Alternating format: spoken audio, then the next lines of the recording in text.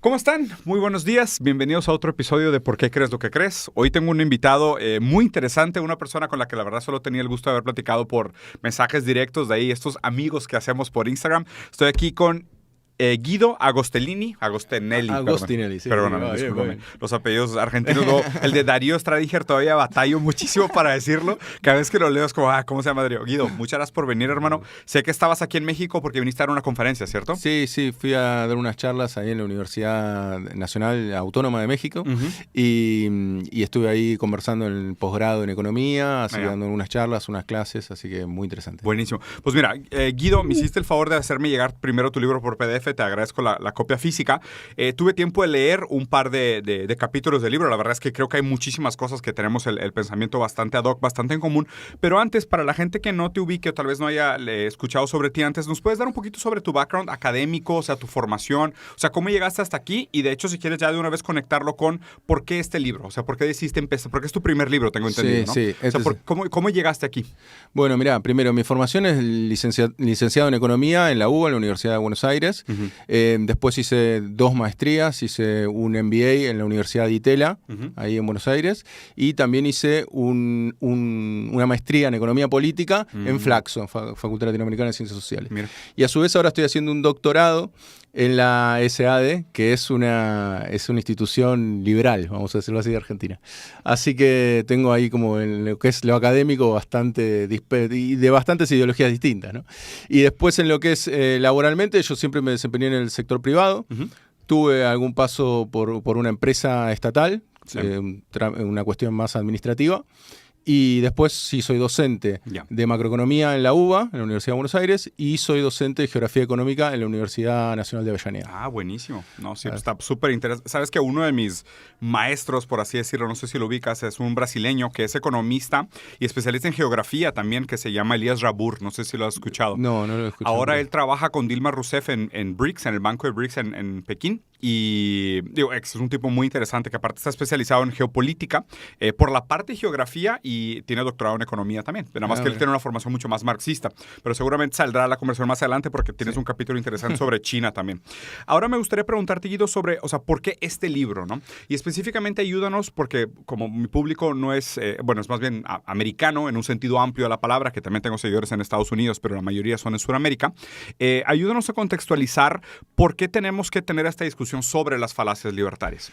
A ver, el libro yo primero lo escribo en el año 2022, se termina publicando, lo termino en febrero del 2023. ¿Esto por qué te lo digo y por qué es importante? Porque Milei en febrero del 2023 era una posibilidad muy remota que fuese a ser presidente. Totalmente. La verdad es que yo lo escribí porque estaba preocupado en el feedback con los alumnos de las respuestas muy simplificadoras acerca de la economía. Entonces yo veía que eran alumnos que ya estaban en tercer año de la carrera y veía que había calado hondo ese discurso.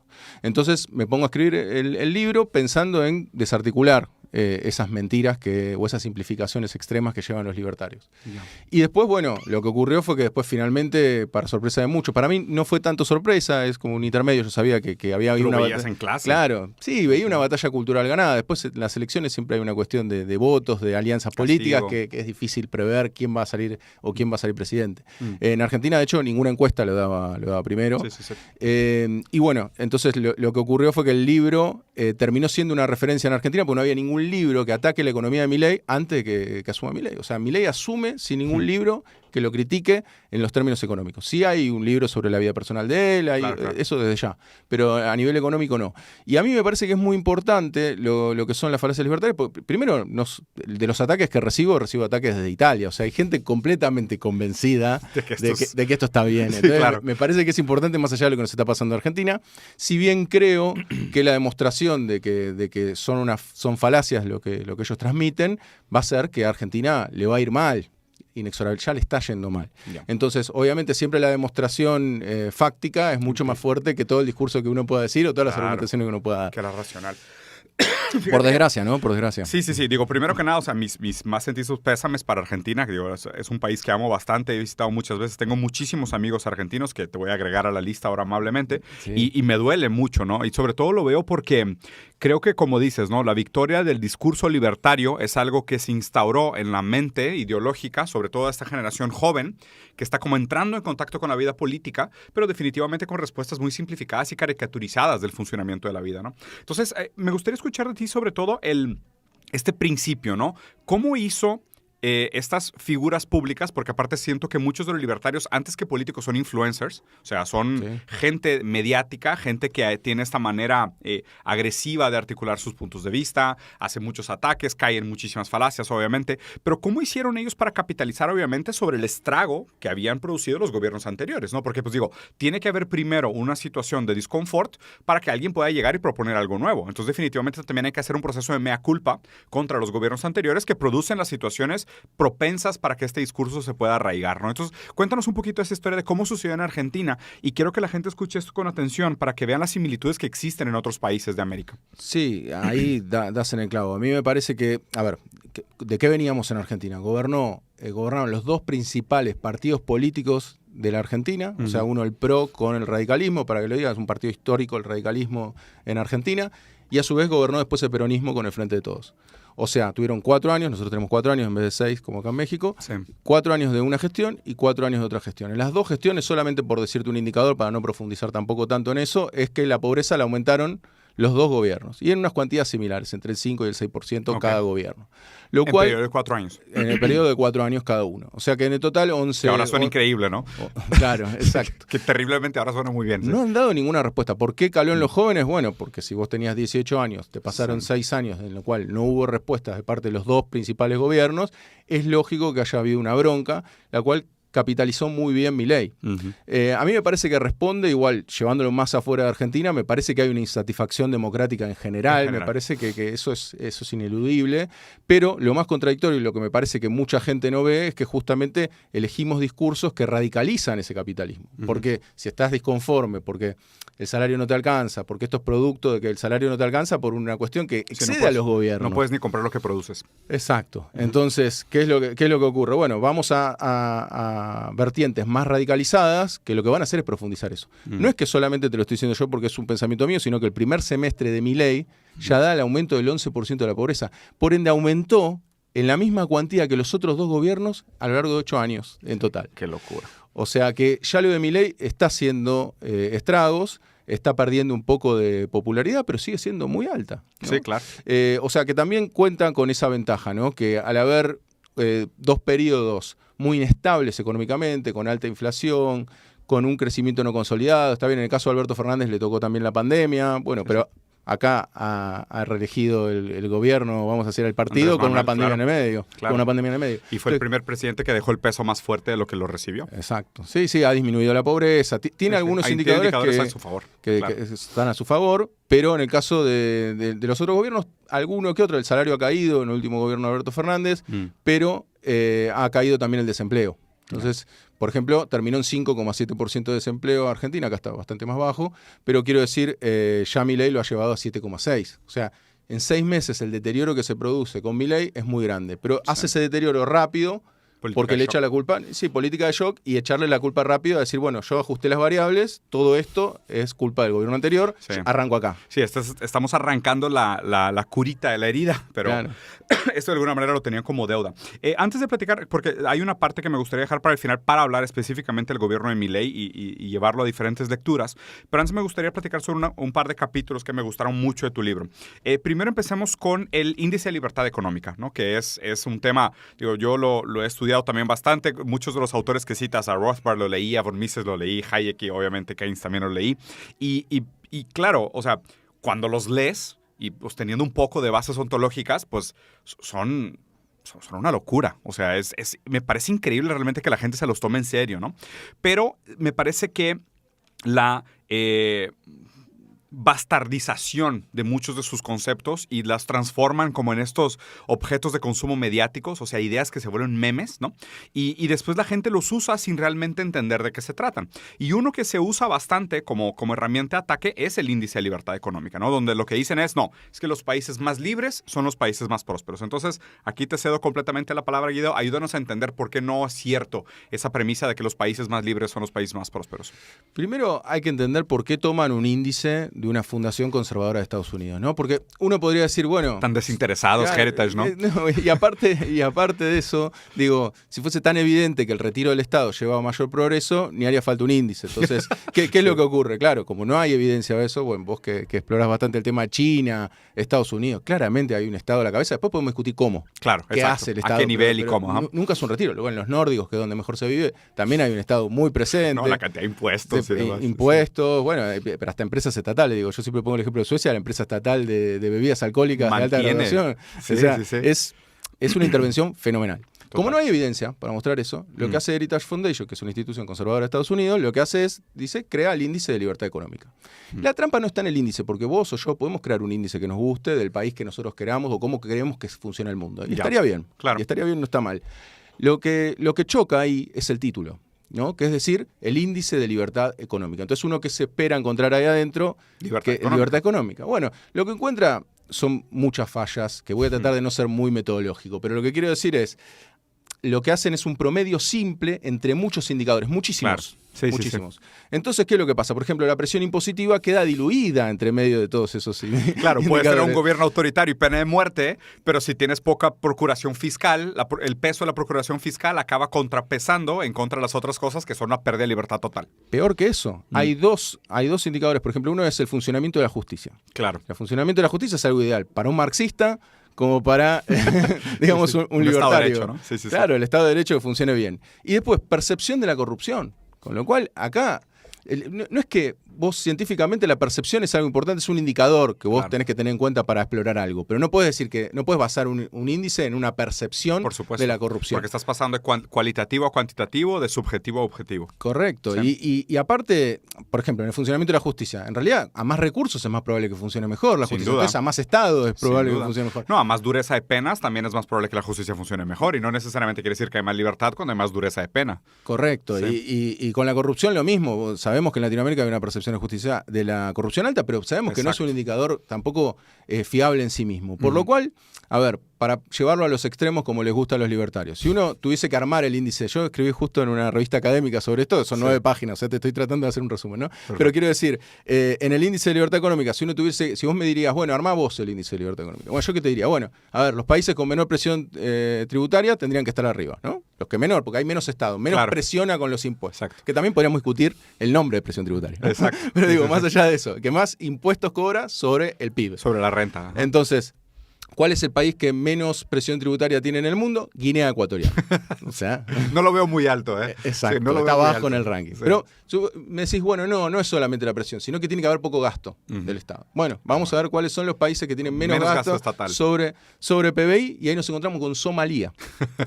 Entonces, Somalilandia, además. Sí. Bueno, ese es otro caso. Sí. Y entonces, que encima, yo fui a las reuniones de la primavera del FMI ahí en Washington, fui de visita, y lo que me encontré es al ministro de Economía de Somalia diciendo que estaban creciendo, cosa que yo no chequeé, te estoy contando lo que veía el mismo ministro de Economía, gracias a la expansión del gasto público. O sea que encima, el que está abajo de todo está expandiendo el gasto público. Claro. Lo que quiero decir, bueno, y ahí le podríamos agregar otro más, menos barreras arancelarias, podría ser otra cuestión libertaria. Menos burocracia para apertura de emprendimientos. Exacto. Ajá. Bueno, eso, de hecho, uno de los indicadores del Banco Mundial que hablaba acerca de esta cuestión del doing business se dejó de hacer por sospecha de corrupción. Sin duda. Digo, aquí te puedo contar yo una historia a título muy personal, lo que te comentaba un poquito fuera de cámara. Durante mi época como de emprendedor y de capitalista, tuve que abrir al mismo tiempo una empresa en Brasil, París y Singapur. O sea, San Paulo, París y Singapur. Y tuve que abrirlas al mismo tiempo porque era una sociedad que tenía con los franceses y teníamos proyectos que requería operación física con equipo y oficina en los 3 continentes, ¿no? Estuvo rarísimo porque a mí me tocó vivirlo en primera mano porque yo llevaba los trámites legales para la apertura de las empresas. En Brasil me tardé 3 meses. sabes, ¿no? O sea, igual que Argentina. Pues un caos y papeles y copias y ve y no sé quién y los permisos, total, un desmadre. En París me tardé 30 días, ¿no? O sea, un mes, un poco más eficiente, burocrático, pero tolerable. Y en Singapur en un día abres la empresa. O sea, literalmente abres la empresa y al siguiente día puedes facturar. O sea, tienes un número fiscal y una cuenta de banco a la cual puedes facturar. Y claro, esto me encanta la manera como lo planteas en el libro porque caricaturiza y simplifica, hace cherry picking, ¿no? Eso es una cosa que hacen mucho los libertarios, que hacen como selección de atributos, características, tanto normativas como positivas, que le ayudan a construir una narrativa. Pero lo que nadie te dice, y que yo viví en primera mano, porque literal yo firmé los putos contratos, es que el gobierno de Singapur te obliga a tener 50% socios locales. O sea, ¿y a poco ¿qué libertad es esa? ¿A poco es libertad económica, no? O sea, al contrario, yo te diría, eso es marxismo, camarada. ¿Sabes? O sea, la propiedad comunal de los medios de producción y tratar de sostener la propiedad. Porque el asunto de propiedad es para mí como este pequeño objeto A que se le escapa al discurso, ¿no? Y lo tienden a dejar como abandonado, ocultado, ofuscado, ¿no? Y no lo mencionan tanto. Pero, por ejemplo, el tema de la propiedad de la tierra en Singapur también es durísimo. O sea, tú haces el leasing de un departamento de 99 años y después se regresa al Estado. Hay una serie de cosas que parecieran menores y, como tú dices, ¿no? Hacen como una selección de tantas variables y la meten en una ecuación simple de promedios que desaparecen unas y otras cuando unas son mucho más determinantes en el resultado del funcionamiento de la economía que otras. Y simplifica la lectura para la gente. No, y en el caso de Singapur, el 90% de la población tiene vivienda propia bajo este claro. esquema, el 80% con créditos hipotecarios. Sí, yo estuve ahí en el Instituto de la Vivienda y hice videos ahí para YouTube contando un poco cómo se hacía. ¿Fuiste a Singapur y todo? Fui a Singapur. Claro, tienes razón, sí vi un video tuyo allá. No, y fui al Instituto de la Vivienda y es increíble lo que hacen. Es una vos locura. podés elegir hasta tu misma casa, te proyectan lo que vas a... Bueno, si eres singapuriano. Sí. Si eres local, porque digo, solo 50% de la isla realmente son locales, la otra mitad son extranjeros. Sí. Pero es uno de los pasaportes más fuertes, pero sobre todo por la cantidad de bienestar que produce el Estado. O sea, más bien, por la cantidad de garantías y programas que te proporciona el Estado. Sí, son fondos que es el 36% de tu salario, que es un ahorro forzoso y que ahí lo aplicás para... la compra de vivienda, o sea que Singapur claramente, bueno, ¿cómo llegamos a Singapur? Es el puesto número 1, digamos. Claro, por eso es lo más extraño. Sí, claro. Y Milei en su último libro puso a Singapur arriba en la imagen, entonces yo que hice de contenido fui mostrando las incongruencias, ¿no? No, y aparte la misma foto, todo lo que estaba lo que se veía en la foto tenía intervención del Estado. No, hombre, el jardín botánico fondeado por el Estado, claro. El museo recibe fondos del Estado, incluso ahora no me sale el nombre del... Sí, el de las triple torres. Bueno, eso es, le dieron el monopolio del casino al que ganó esa licitación. O sea, vos no puedes ir ahí, no sos libre de poner un casino en Singapur, sino que se le dieron el monopolio a una empresa. Ahora están viendo de abrir otro que va a ser de la misma empresa y le van a seguir dando el monopolio. Entonces quiero decir, claro, Singapur, el 20% del PBI está aplicado por las empresas estatales. Claro. La principal es Temasek Holding, que incluye empresa aeroportuaria, infraestructura, de todo lo que se te ocurra. Claro. No, y los fondos internacionales, también la cantidad de bancos chinos. O sea, yo soy sincero, a mí me tocó trabajar directamente con el gobierno de Singapur. O sea, yo sí hice licitaciones públicas y participé de muchos proyectos públicos en Singapur. Y lo que entendí muy bien es que Singapur, por ejemplo, por lo menos en el momento que a mí me tocó, que fue como el 2004 al 2008 estando allá, es que Singapur funcionaba como un laboratorio de incubadora de política pública china.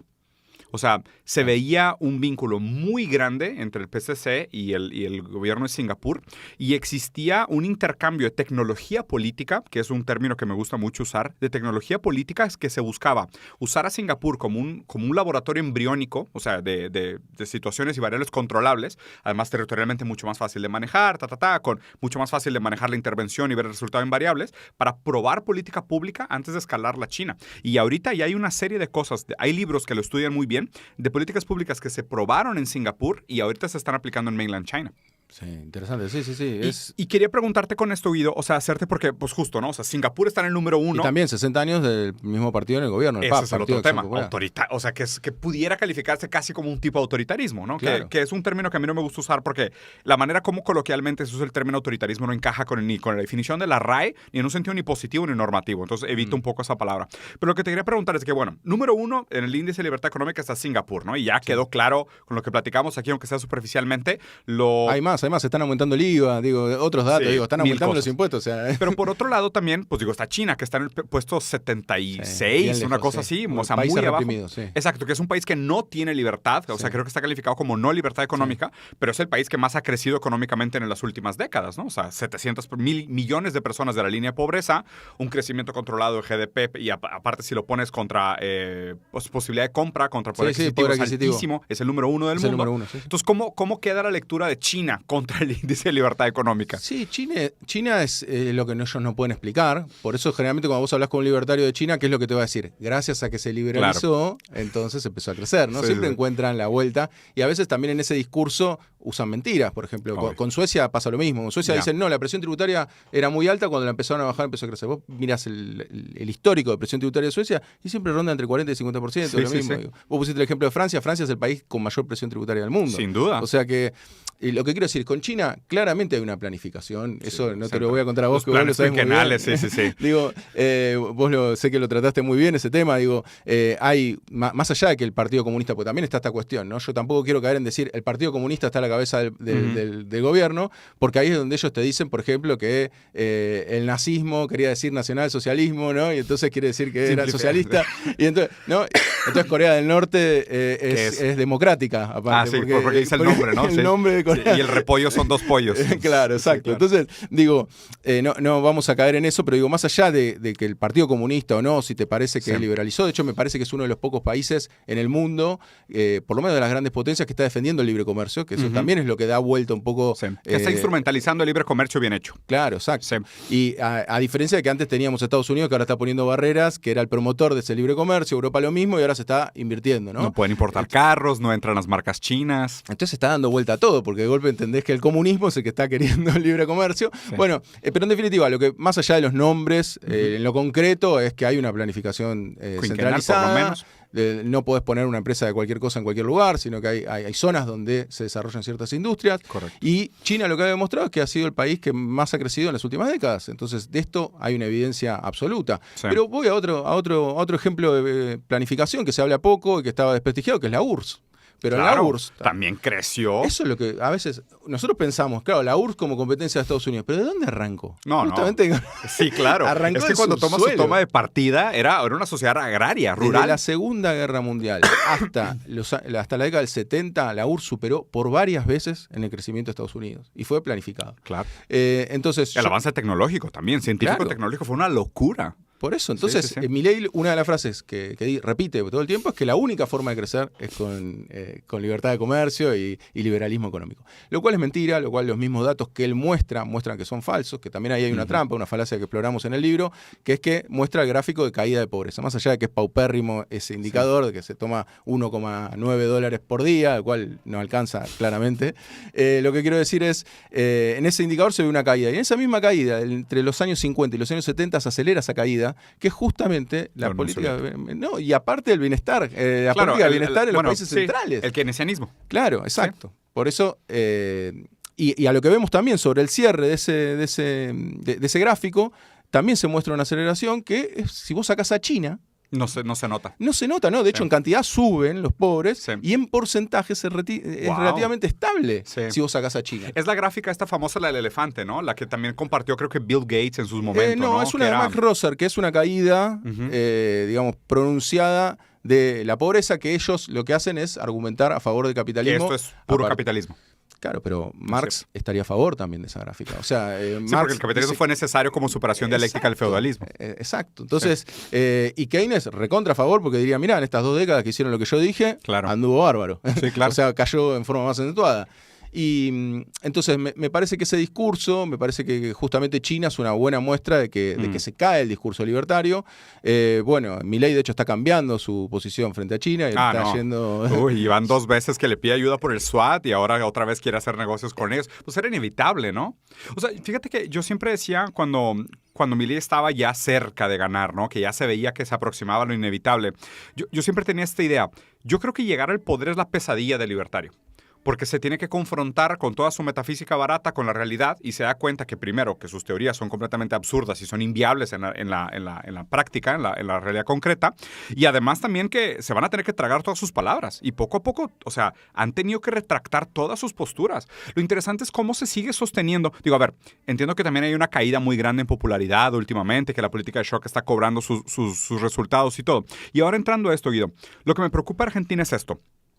Porque por supuesto, ¿no? O sea, esta política de shock, en un sentido de corto plazo, sí puede tener a lo mejor algunos resultados que pudieran venderse como positivos, ¿no? Entonces, o sea, ¿cómo se hace o sea, vamos a suponer, desde una práctica académica correcta, o sea, desde un rigor, cómo se hace la lectura de la situación en Argentina y lo que pueda pasar con la política de shock y qué es lo que la gente tiene que entender de ese proceso histórico?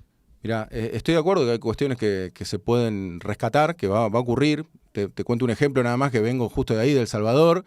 Vos ves todos los indicadores económicos de Bukele y dan mal. Aumentó la pobreza, medida por el Banco Mundial, medida por ellos mismos, cae el salario, aumenta el endeudamiento del 70 al 90% de endeudamiento del PIB. Cosas que no se suelen conocer.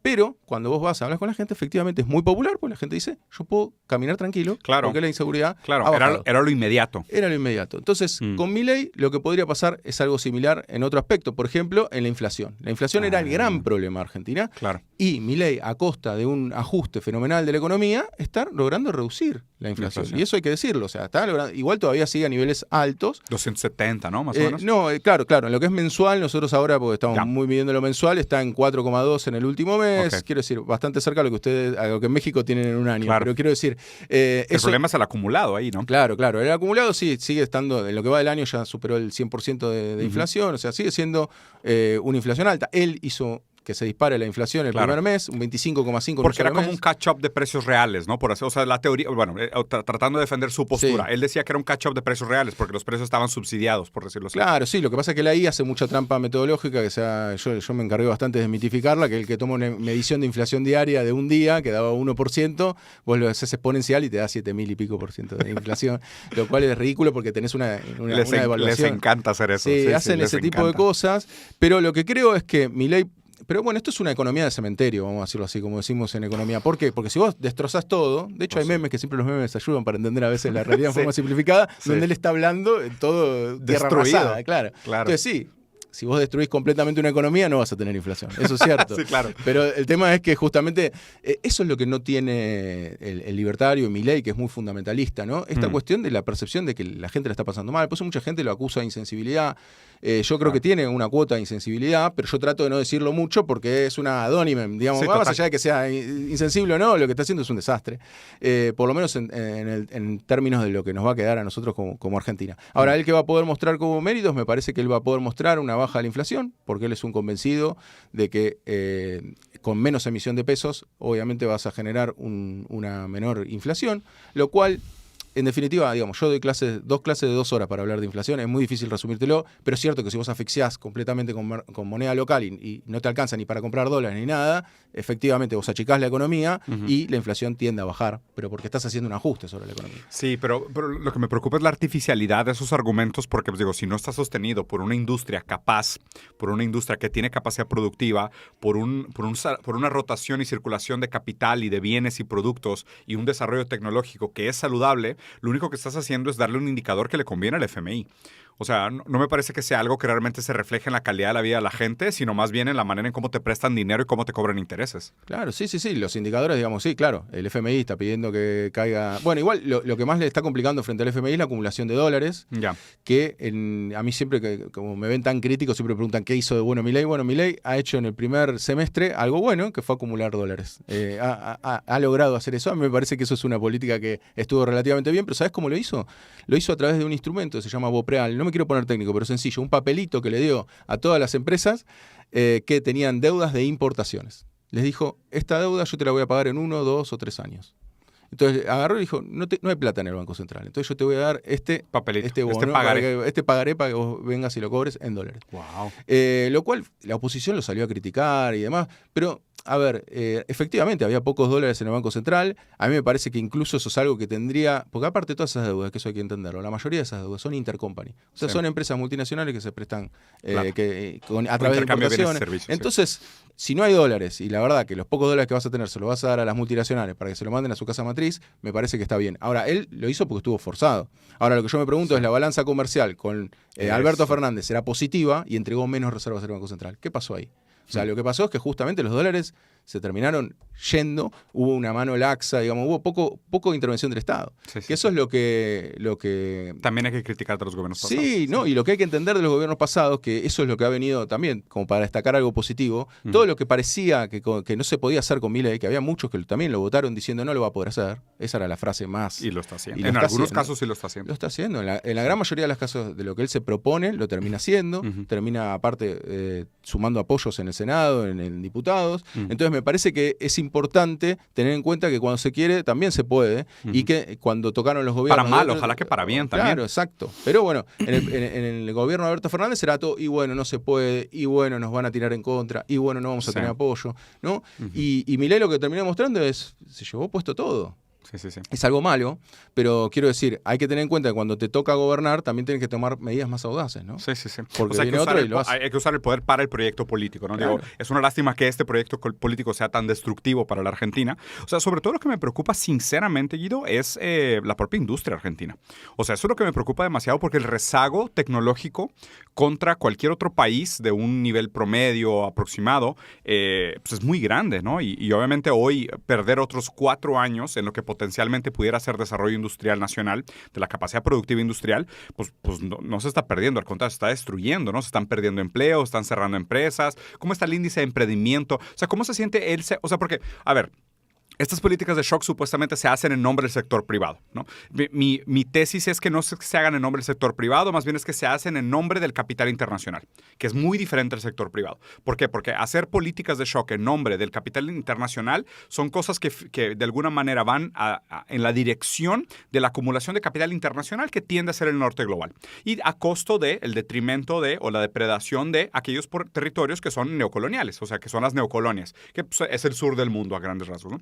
Cuando realmente, supuestamente, lo que prometen los libertarios es que el que se beneficia es la clase media, el emprendedor, el que trabaja duro, ¿no? Entonces, o sea, ¿cómo está esa parcela de la población? Mira, a ver, en lo que es pymes, desde que llegó Milei, se estima que hay unas 10.000 pymes que cerraron, lo cual es muchísimo para Argentina. No le pienses en la escala de México, son 126 millones, nosotros somos poco más de 40 millones de claro, 45 millones. Sí. Son un poco más que la Ciudad de México. Entonces, claro, exacto. Entonces, quiero decir, 10.000 pymes es muchísimo.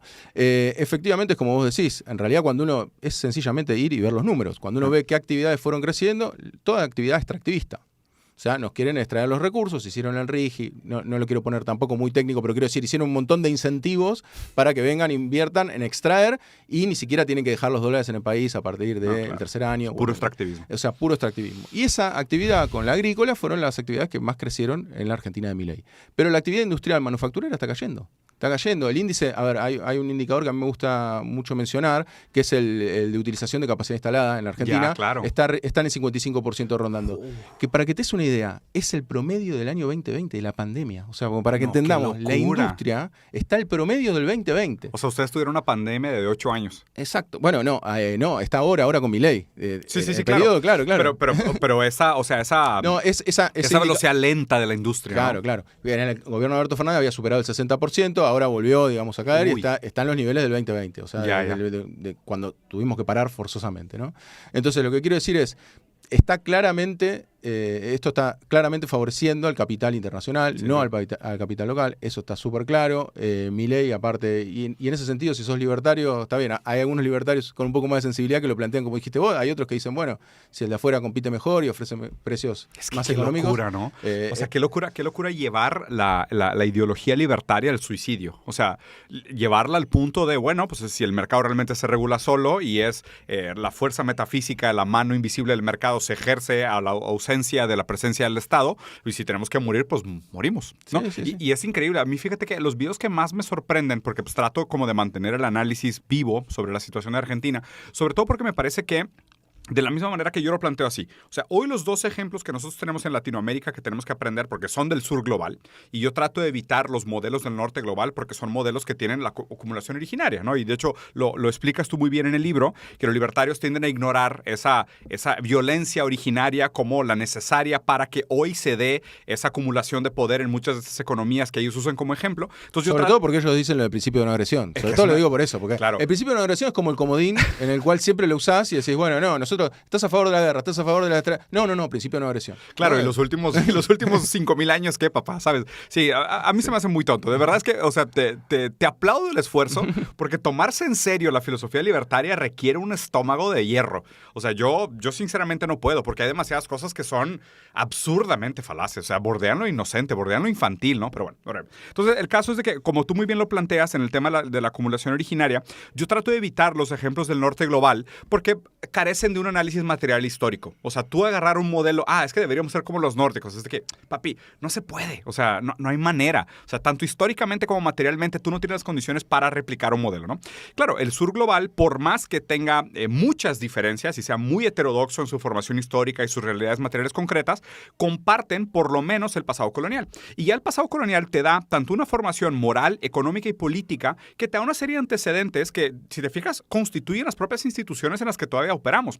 Entonces, por lo menos, yo, haz de cuenta como sudamericano. Veo, a ver, ¿qué tenemos en el menú? ¿Qué ofertas hay en el menú para nosotros como modelo político? ¿Okay? Porque me queda claro que el americano no es un modelo político para nosotros, el japonés tampoco, ni el alemán, ni el sueco, ni el de Noruega, ni el de Francia. O sea, no son modelos para nosotros. Lo que tenemos hoy como ejemplo es China, que venía de un siglo de humillación, que venía de haber sido ocupado, que había venido de pagar deudas históricas, que había venido sin industrialización, era un país agrario, rural, que tuvo mucho dolor. Obviamente tiene la condición muy contingente, muy específica, que tuvo una revolución, o sea, tuvo realmente una revolución armada, que, o sea, no hay que evitarlo, ¿ok? Entonces, esto lo pone en una situación. Y por otro lado, tenemos a Argentina, que pues también, por más que tenga sus situaciones concretas, una dictadura, las historias de la formación de poder, la tercera vía con Perón, por lo menos en el sur global, yo te diría hoy, lo que tenemos que evitar nosotros como sudamericanos es caer en la tentación de la falacia libertaria argentina y al mismo tiempo tratar de aprender de la manera en cómo China pudo hacer una conciliación dialéctica histórica de lo que hoy yo siempre repito mucho esto, porque para mí el término académico más correcto para describir China es nueva formación socioeconómica con una orientación socialista. O sea, yo evito el término capitalismo centralmente planeado o socialismo de mercado, que creo que es el que tú usas en el libro, porque analizando con el criterio kantiano positivo de las características del término, ninguno de los dos se sostiene, ¿no? Y de hecho esa es la tesis del que te comenté que es mi profesor, Elías Rabur. Elías Rabur tiene un libro de doctorado donde él trata de hacer una nomenclatura, o sea, dónde cae China hoy como formación socioeconómica histórica. Y él llega a ese término, que es el que hoy me parece el más adecuado, que es nueva formación socioeconómica con orientación socialista, por la cantidad de tecnología política que le justifica la necesidad de un término nueva formación socioeconómica, ¿no? Y lo cual también es una lectura muy dialéctica, muy marxista, ¿no? Adecuada a que las condiciones materiales producen superestructuras ideológicas, incluyendo el lenguaje. Que el lenguaje también es resultado de una serie de superestructuras de condiciones materiales anteriores que lo producen. Entonces, dicho esto, o sea, yo evitemos Argentina, o sea, aprendamos de los errores de Argentina y tratemos de aprender de los aciertos de China, ¿no? Entonces, en ese sentido, ahora te quería preguntar, ¿ves esto como una tendencia que pudiera marcar la pauta en la política en América del Sur? ¿O tú crees realmente que esto es algo muy específico, muy característico de Argentina y probablemente se quedará ahí? Mira, yo creo que esa respuesta la vamos a tener en función de los resultados. A mí lo que me parece es que como los resultados de Milei van a ser malos y van a seguir siendo malos. ¿Te parece que eso es una... A mí me parece que inevitable? Es bastante... Sí, yo creo que sí, o por lo menos, de nuevo, a ver, ¿en qué pensamos que son buenos resultados? En términos de pobreza, desempleo, van a ser malos. En términos de inflación, posiblemente disminuya. Posiblemente. Hay economistas que no coinciden conmigo y que dicen que incluso no la va a poder contener y podríamos discutirlo. Va a depender también de las decisiones que ellos tomen, ¿no? En un año electoral, seguir ajustando es algo raro, extraño, no solamente en Argentina, sino en toda Latinoamérica. Claro. Y bueno, y no va a expandir el gasto en un año electoral, va a ser un experimento Bueno, raro. y también va a depender de la geopolítica, ¿no? Exacto. Claro. Lo que sí creo es que no sé si en términos de libertarios específicamente, pero sí creo que las nuevas derechas sí van a salir como respuesta a esta insatisfacción que estamos viendo en los gobiernos que se van a en Latinoamérica. Eso sí lo creo. Yo creo que eso va a ocurrir. No coincidís. Pero digo, No, coincide, me muero de miedo. Por eso no. Sí, de hecho, sí. en Chile yo, por ejemplo, veo eso. Pero fíjate qué interesante el caso de Chile con Boric, por ejemplo, que estuve ahí presentando el libro. Justamente lo que pareciera con Boric es un poco lo mismo que nos pasaba con Alberto Fernández a nosotros, ¿no? Esa cuestión de quedarse a mitad de camino, ¿no? Ya. De decir, bueno, ok, se queda a mitad de camino y la derecha está subiendo, lo atacan con el tema de la inseguridad y demás. Y después finalmente puede ser que no sea libertario, pero sea de extrema derecha. Hay candidatos que se están posicionando bien y van creciendo y hay un descontento sobre un gobierno, vamos a decirlo así, de centro, o como querramos calificarlo. No quiero entrar en calificaciones porque es más polémico. Entonces me parece que eso puede calar hondo en países como Chile, no así en Uruguay. Me hicieron justo una entrevista de Uruguay y también les dije, mirá, yo creo que ustedes vos ya hablás con uruguayo y tiene una conciencia social muchísimo mayor. De hecho, a mí me asombra que van con banderas de los partidos políticos en la calle. En Argentina llegas a hacer eso, con bandera en el auto, hoy te destrozan, sí. Claro, entonces, y ellos no, vi uno con una bandera de Frente Amplio ahí en la calle. Digo, está bien. Lo que quiero decir es, me parece que va a depender de cada país, pero bueno, a ver, el caso de Bolsonaro, si bien no es Milei, cercano. Es cercano, de hecho se llevan bien. El caso de Trump, bueno, ni Dios, patria y familia, ¿no? Claro. O sea, la tiene sus diferencias. Mussolini. Un poco nosotros en Argentina, un poco la agenda está marcando, no tiene nada que ver Milei con Trump, porque Trump justamente es muy proteccionista, bueno, todas las barreras que ha puesto a los productos chinos y demás, pero representan, y ellos mismos, cuando vos le indagás un poquito a Milei sobre esto, que dicho sea de paso, no hay entrevistas a medios que no sean adeptos al gobierno. Sí, sin duda. Puro medio oficialista. Eso es increíble. Sí, entonces, es una locura. Cuando alguna vez, cuando ha sido candidato, se le ha preguntado, bueno, no, tenemos un enemigo en común, que es el enemigo rojo, ¿no? Y entonces ese es son anticomunistas. Claro, entonces, punto, y ahí se meten los proteccionistas, no. Porque... Entonces, a mí me parece que el caso argentino va a demostrar, por lo menos en el ala libertaria, de que va a haber un fracaso, lamentablemente con nuestra propia experiencia en Argentina, digo, porque lo va a sufrir la gente. Pero me parece que a medida que uno no vaya encontrando respuestas en el sistema democrático actual y más en la periferia, como estamos en Latinoamérica, va a ir mirando más estas opciones. Lo que cabría preguntarse es por qué no se miran opciones más de izquierda, ¿no? Pero bueno, en Argentina, por ejemplo, pasa eso, ¿no? El discurso de la casta de Milei es un discurso que hablaba la izquierda durante años. Ahora caló hondo el discurso de la casta de Milei. Claro, que de hecho la manera como lo mencionas en el capítulo sobre donde estipulas esta idea de casta, dices que pues realmente que la casta pues de alguna manera hereda esos títulos de poder y esas posiciones de poder, ¿no? Lo cual pecaría de un tipo de nepotismo, que es verdad que en algunos sistemas, inclusive algunos brazos del Estado tal vez sea más real, como el sistema, en la parte del brazo legislativo tal vez sea un poco más real, judicial también es mucho más real que en el ejecutivo, o sea que ahí pues no hay manera de heredar, ¿no? un título de presidente. Pero por otro lado también me parece que de alguna forma el título de casta es como un desdoblamiento metafórico de la idea de clases. O sea, porque pues ahí, ¿cuáles realmente los atributos o los beneficios o privilegios heredados? Pues el capital, ¿no? La renta. Quizás no usó clase para no ser marxista, para no parecer marxista. Eso es lo más raro para mí, ¿no? Porque si te fijas, o sea, y corrígeme si estoy equivocado en la lectura, pero parece ser que es como un maquillaje del discurso marxista de que realmente los trabajadores tienen una serie de intereses en común que si se pudieran organizar e instrumentalizar contra la clase dominante, pues realmente hubiera una dialéctica histórica entre clases. Pero aquí, como no pueden decir dialéctica de clases, porque pues también la historia de Argentina con el comunismo es complicada, sobre todo por el peronismo, lo transforman en casta. Y al hacerlo casta, parece que lo que están criticando es el viejo régimen. O sea, parece que están hablando contra un régimen feudal que pues ya no existe, ¿no? Pero sí es verdad que si tú lo vieras de una manera muy práctica, sí hay una clase dominante que hereda una serie de privilegios. ¿Cuáles? Los de raza, los de género, los de nivel socioeconómico. O sea, yo te pudiera decir, hoy, ¿quiénes son la casta dominante? Los de código postal. O sea, porque si tú naces en un lugar privilegiado, la probabilidad de que te vaya mejor en la vida es ampliamente mayor a una persona que pudo nacer con el mismo potencial, pero en otro lugar, en un código postal equivocado, por así decirlo, ¿no? Que no tiene acceso a educación, ni una buena alimentación, ni una vida digna. Entonces, es verdad lo de la casta, pero me impresiona la manera en cómo logran, o sea, tangibilizarlo, de doblarlo, ¿no? Y ahora que lo mencionás, es verdad, a ver, si uno pudiera agarrar, habría que hacer el ejercicio, ¿no? Pudiera agarrar el Capital de Marx y le cambiara... ¿Casta por clase? No solamente la clase, digo, si uno le pusiera ahí el Estado, en vez de justamente capitalista, vas a encontrar, porque de hecho a mí eso me impresionó bastante cuando hablo con libertarios. Bueno, nosotros trabajamos para el Estado, ¿no? En vez de trabajar para, ¿no?, el capitalista, ellos consideran que hay una plusvalía, habría que desarrollar alguna teoría, se puede hacer algo. Sí. Una plusvalía, pero de el Estado, ¿no? Que todos mantenemos a los vagos del Estado, que son esta casta.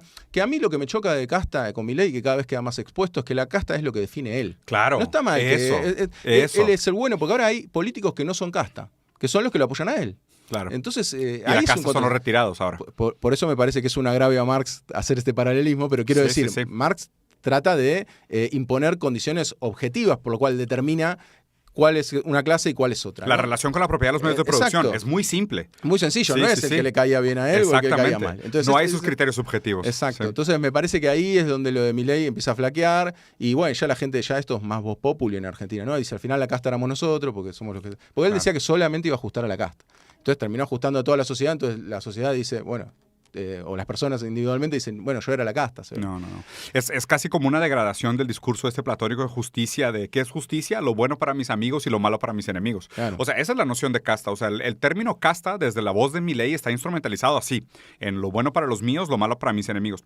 Y ahora el otro punto que quería platicar contigo un poco es que me gustaría escuchar tu definición, si es que concuerdas con la existencia del término neoliberal, y si de alguna forma esta relación que tienen los libertarios con el Estado es una lectura cínica, pero muy real, de que el Estado realmente nada más es que una extensión de los intereses privados en una ¿sabes?, en una realidad pragmática neoliberal. Porque en el neoliberalismo, un poco, y pudiéramos hacer incluso la distinción entre los novoliberales y los neoliberales, como la necesidad que se hace cuando se hace la distinción de, bueno, el primero es en contra del régimen de la relación entre el trono y el autar, y después cuando surge la noción de que se necesita un nuevo liberalismo, era porque pues ahora lo que estaba restringiendo el libre funcionamiento del mercado era el Estado. Entonces se divide entre los neoliberales y los novoliberales, y corrígeme porque aquí seguro tú sabes mucho más de la historia que yo, que también el Estado, en un gran sentido, acaba instrumentalizado completamente por los intereses del capital. Lo que explica un poco por qué Trump acabe cercano a Milei, aunque Milei parezca antiestado, porque más bien Trump entiende que el Estado nada más es que una extensión de los intereses del capital, dado que vivimos en una democracia burguesa avanzada. Entonces, pues, o sea, ¿quién gana, los republicanos o demócratas? Pues es que es capital de izquierda contra capital de derecha. O sea, es tecnofeudalismo contra proteccionismo nacionalista. Pero los dos favorecen los intereses del capital a grandes rasgos. Son diferentes capitalistas peleando por a ver quién fondea mejor al candidato para poder comprar la mayor cantidad de votos y quedarse con el poder e instrumentalizar toda la política económica para beneficiar a sus socios. Y eso no es corrupción, ¿no? No, ya claro, que hablamos de antes, ¿no? Porque el lobby no es corrupción, claro, porque está legalizado, ¿no? Entonces, o sea, ¿concuerdas tú con el término neoliberalismo y, o sea, cómo se hace esta lectura actualizada de que realmente el Estado pudiera ser una extensión de los intereses del capital? A ver, ellos no se consideran neoliberales, esto es lo primero que hay que entender, ellos dicen que no. Lo que quiero decir es, a mí me parece que el neoliberalismo justamente regula en pos de, tal como lo describiste vos. Yo lo que creo es que ellos van a intentar ir más allá. Milei lo que pretende, porque él lo dice, que es filosóficamente anarcocapitalista. Él lo que quiere es la destrucción del Estado. Es minarquismo. Sí, minarquismo deja algunas... Él dice minarquismo en lo práctico, pero él dice anarcocapitalista en lo filosófico. Ideológico. Entonces dice, bueno, en el largo plazo sí, yo quiero que esté totalmente eliminado el Estado, que no haya ni justicia. Él lo dice abiertamente. Entonces, a mí me parece que ellos lo que van a tratar de hacer no sería estrictamente, no entraría en la categoría de neoliberalismo, pero van a terminar cayendo en el neoliberalismo. Que sí, en práctica lo son. Exacto. Sí, entonces, pero si vos le preguntas a Milei, seguramente te va a decir, no, yo soy libertario, esas categorías no son las que cuadran conmigo. Efectivamente, también hay cosas que no se ven en los números, que se ven también estando más allá en Argentina. Todos los rangos medios del Estado son, digamos, puestos que no se cubren, que tardan muchísimo en cubrirse, en marzo, abril. Hay un desprecio por el Estado. De hecho, ha sido materia de negociación entre la oposición y el oficialismo algún puesto en el Estado, por algún voto, porque no le importa. Por eso también es lo que tiene Milei y hay que rescatárselo como algo positivo, digo, para no decir todo negativo. Claro. Es un convencido en el cual el tipo está completamente convencido de lo que dice y eso se transmite. La autenticidad en las personas se transmite. Y él es muy auténtico. Entonces él realmente tiene un desprecio por el Estado que se le nota. Entonces después hacemos recortes donde dice, bueno, yo soy el que está dentro. No, y aparte yo soy el topo que está dentro del Estado que lo va a destruir. Y vos lo decís, che, esto es una barbaridad. Claro, pensás, lo ven en todo el mundo y es una barbaridad. Pero él realmente lo piensa. Entonces esa autenticidad se transmite. Y la gente sigue a la persona por lo que le parece que es auténtico, por lo que parece que es real, porque también la política tiene mucho de lo que es postura, claro, sí, exacto. Sí. Entonces, a mí me parece que eso Milei le ha jugado a favor, que le podría haber jugado también a favor si hubiese sido de izquierda, pero seguramente no hubiese tenido la cantidad de minutos de tiempo aire. Claro, sí, porque los medios son liberales. Estaban todos los medios. Pero lo que se decía en ese momento, que yo no estaba de acuerdo, para los que no vieron venir a Milei, que Milei dijo mucho que no la ven, ¿no? Es que se decía, se lo pone a Milei para que se corra el eje de la discusión a la derecha y que después gane un Macri o alguien de centro derecha de Argentina. Lo que pasó con Trump. Claro, pero después en definitiva lo que pasó fue que terminó ganando Milei. Porque le dieron tanto tiempo de aire. Yo nunca igual estuve muy convencido de esa teoría. Yo pienso que sencillamente a veces no hay que buscarle tanta la vuelta, sino que tenía más rating. O sea, la gente miraba más a Milei. Milei es una persona que atrae mucho al espectacular. Público. Exacto, ¿no? La figura de él es bastante, va en ese sentido, y me parece que a partir de eso ha logrado varios adeptos. De hecho, hay mucha gente que lo sigue y que no entiende muy bien, pero le parece que es auténtico y que es verdad. O sea, a ver, en lo que es la experiencia que uno ve, es verdad, él quiere la destrucción del Estado. Lo que pasa es que, bueno, en el medio suceden cosas y se da cuenta, bueno, ok, por ejemplo, tenemos restricción con la compra y venta de dólares. Un liberal haciendo eso es una absurdo. Locura. Es absurdo. Entonces decís, bueno, ¿por qué no liberas? Bueno, él dice, no, porque si libero ahora se me va el dólar. Si se me va el dólar muy arriba, termina mi gobierno. Entonces, termina haciendo esa práctica que, bueno, a ver, hay muchos que lo critican por ese plan de transición. Yo lo que critico es que él tendría que haber dicho que estaba ese plan de transición, pero la izquierda también tiene un plan de transición. Nadie piensa que de un momento al otro vas a poder aplicar todo. Entonces, lo que para mí lo criticable ahí de Milei es, no me contaste que había un plan de transición, que iba a ser así, que iba a durar esta política tanto. De shock, dolor, el desempleo. Sí, no me contaste que iba a tardar tanto. O sea, él hablaba de un crecimiento en B que se daba a partir de abril o mayo. Uf. Y todavía, o sea, en B corta, que hay una parte que nos dijo la verdad, que la caída. Pero no ha parado. Pero la parte no. Y después, ahora ya estamos encontrando un piso, pero se va a ver como un serrucho de aumento muy lento. Claro. Con lo cual, en el bolsillo de la gente eso no se va a percibir, por ende yo pienso que va a seguir cayendo lentamente su imagen, que igual sigue siendo alta. Y continuando sobre estos libertarios falaces, ¿no? Digo, se ha mencionado otra figura, y de hecho creo que lo nombras en tu libro también, que es Agustín Laje, ¿no? Y se ha hablado de él inclusive como un potencial sucesor de la Libertad Avanza, ¿no? Entonces me gustaría que me hablaras un poquito sobre tres cosas. El fenómeno de estos influencers libertarios, su relación con Atlas, Heritage y o sea, la figura del influencer libertario, un poco sobre la figura de Agustín Laje y también que si existe una posibilidad de continuidad de proyecto de la Libertad Avanza. O sea, ¿es viable pensar en una continuidad de proyecto? O sea, ¿qué opinas de esos tres puntos? A ver, Agustín Laje no habla tanto de economía, entonces yo lo abordo desde el lado de todo lo que él dice que es la batalla cultural y demás. Él comete... Vos fíjate que si agarrás a Agustín Laje y hay otro más que nunca me sale el nombre, Danaman, bueno, no sé, otro que es otro influencer más, que ellos lo que hacen siempre es tomar la prueba anecdótica y llevarlo y hablar por el todo. Esa falacia, si vos lees el libro, el otro día justo tenía una amiga que se compró el libro de Laje para leerlo y le dije, mira, léelo muy sencillo. Pensá que son todas pruebas anecdóticas que el tipo te lo lleva a lo general y vas a entender todo. Porque realmente pasa así. Por ejemplo, con lo que es la autopercepción de género, ahí lo que tenés es, bueno, hay un caso de una persona que se cree un gato. Y listo. Entonces, ¿qué tenemos que hacer? ¿Que todos vamos a considerar a todos gatos? ¿Para cuántos casos hay? Porque de última, cuando sean millones de personas que se autoperciban gatos, será un problema social. Pero por ahora es una anécdota. Entonces empiezan a tomar ese y agarran de ese discurso, y tiran siempre de la cuerda por ese lado. Laje lo que hace es eso, tiene un discurso aparte de odio. O sea, de hecho, hay un video circulando de él diciendo que disfrutaba cómo le pegaban, cómo reprimían en la manifestación. Entonces, son discursos de odio, en lo cual siempre plantean como un enemigo. De hecho, lo que es el marxismo cultural está claro, ¿no? O sea, ese término es patético. Sí, ese término, digo, pero lo usan siendo marxista, cada vez que escucho marxismo cultural es como si alguien me pisara los testículos con tacones, güey. Es dolorosísimo. Sí, por eso. Entonces no tiene ningún sustento. Bueno, lo mismo hacen con socialismo, ¿no? Todo socialismo para mí. La intervención del Estado, socialista. Sí. Ahora, cuando funciona bien, ya no es socialista, que es lo nórdico, ¿no? Ahí no es socialismo porque funciona bien. Claro. Ahora, en Argentina es socialismo porque funciona mal. Entonces, digo, y así llevado a todos los países del mundo. Antes de pasar al siguiente punto, ¿te parece que es conciliable la idea de, creo que él mismo se posiciona como liberal en lo económico, conservador en lo moral? ¿Existe eso?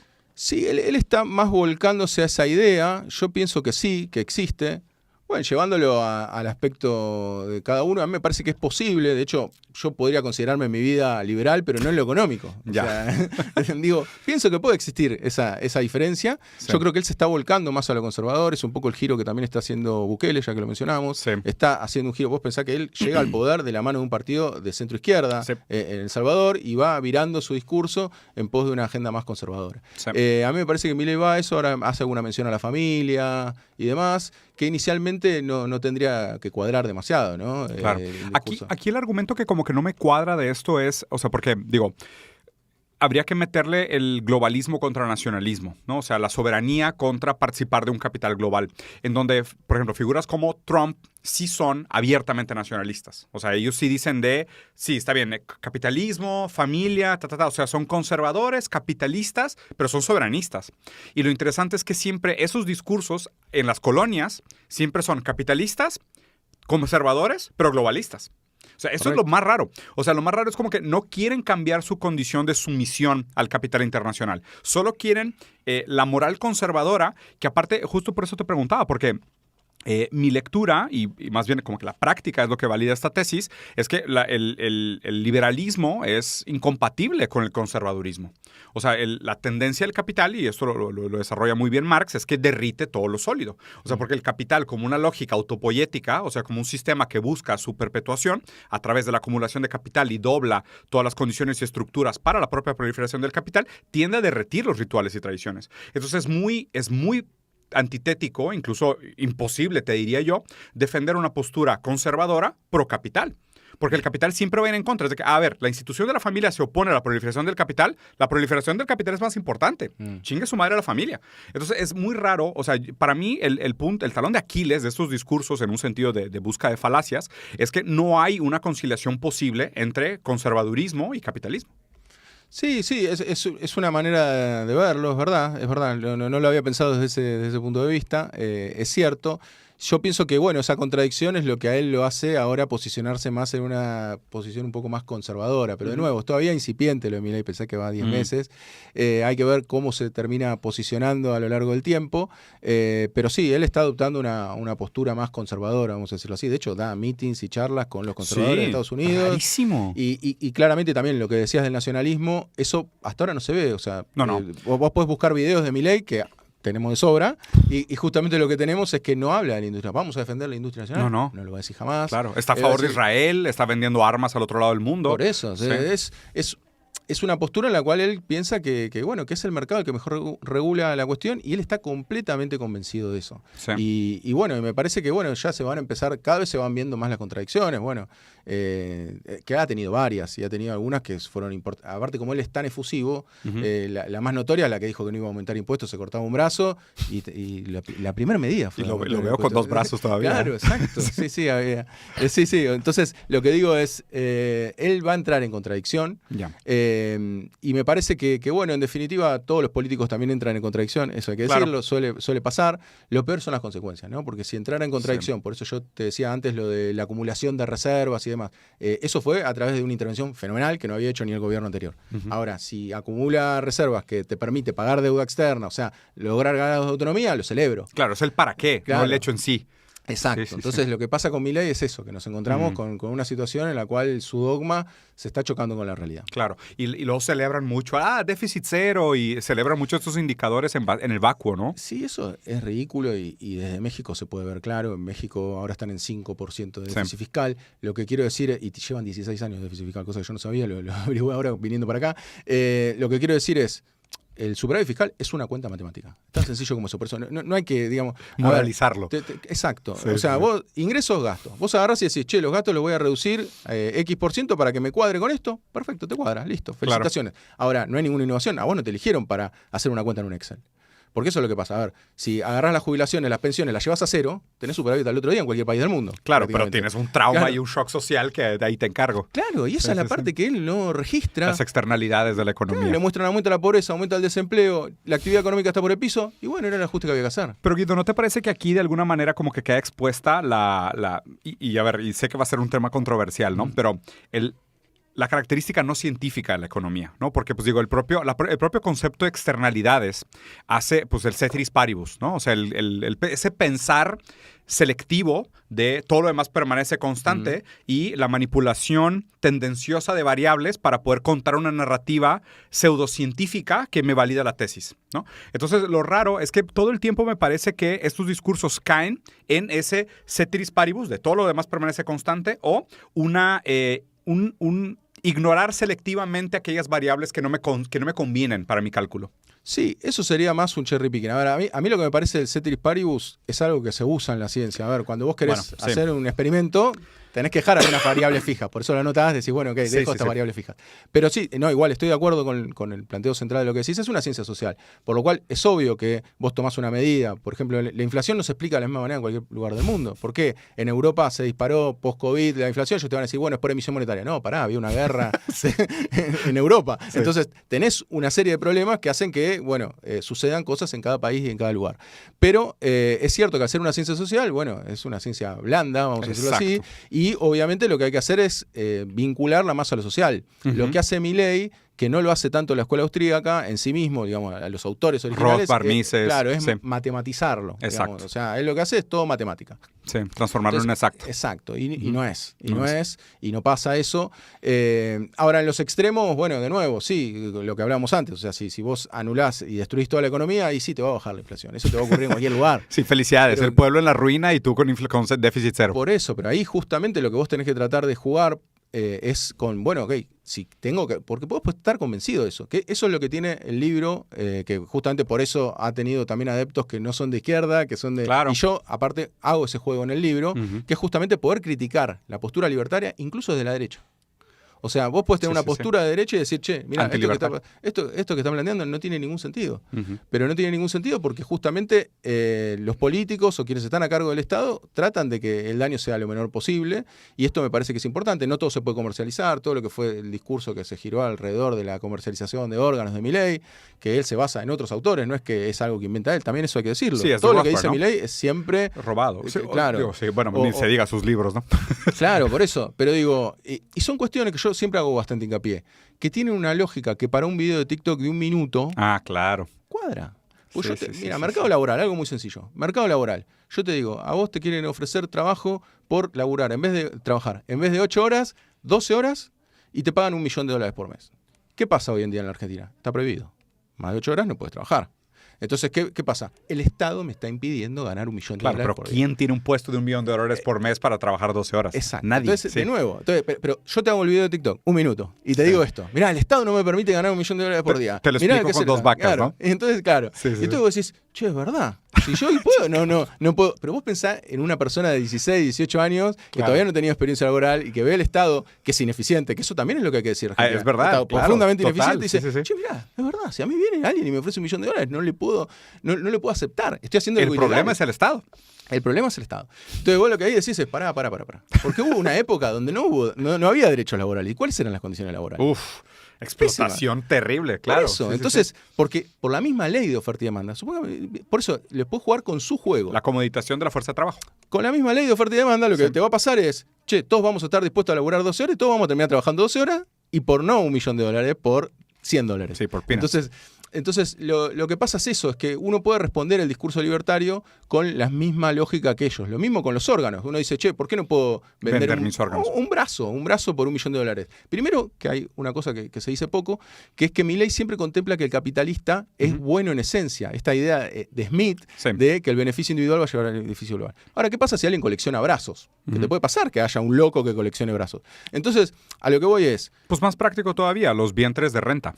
Bueno, correcto, claro. Que eso sí eso sí sucede hoy y ya está relativamente regulado. Bueno. Pero es un tema muy igual, donde más bien aquellos casos, incidencias de perversión son los que acaban desregulando o produciendo la necesidad de regulamentación. Ahora, ¿qué pasa? Claro, el primero que se vendió, seguro se vendió caro. Ahora, en cuanto vos abrís y liberalizás todo eso, va a bajar ese precio por la misma ley de oferta y demanda. Sí, decir. Entonces, son cuestiones que suenan en lo individual, en el análisis individual suenan atractivas, suenan sencillas, y cuando vos lo extrapolas a lo general, termina muy mal. En los órganos, ¿qué pasa? Claro, el rico va a poder comprar un órgano rapidísimo, no va a tener que entrar a ninguna lista de espera. El pobre capaz que zafa de alguna deuda por vendiendo un órgano, lo cual queda con un órgano menos. Y lo peor es el pobre que no tiene dinero, que se va a morir. Sí, tiene que vender a sus hijos. Exacto, entonces es una lógica bastante compleja, pero que por eso a mí me parece que es importante difundir y desmistificar. Claro, bueno, con la aportación de armas pasa algo similar, digo, son cuestiones que se presentan muy sencillas y cuando uno profundiza un poco se da cuenta que se caen. Sí, en general, o sea, lo que me parece como muy complicado es esto, que hoy lo que domina son los discursos simplistas, ¿no? O sea, lo que domina es la cultura del meme, el ad hominem, el owned, ¿sabes? El te humillaron en un tweet, o sea, como que esa cultura no permite realmente meterse a esos detalles. Pero más allá de eso, porque, digo, aquí habría que platicar también sobre, porque, a ver, los propios medios son instituciones privadas. O sea, los medios son empresas, ¿no? Entonces, y aquí pues un análisis muy marxista sería que pues los medios nunca van a ir en contra de aquellas condiciones estructurales materiales que permiten su existencia.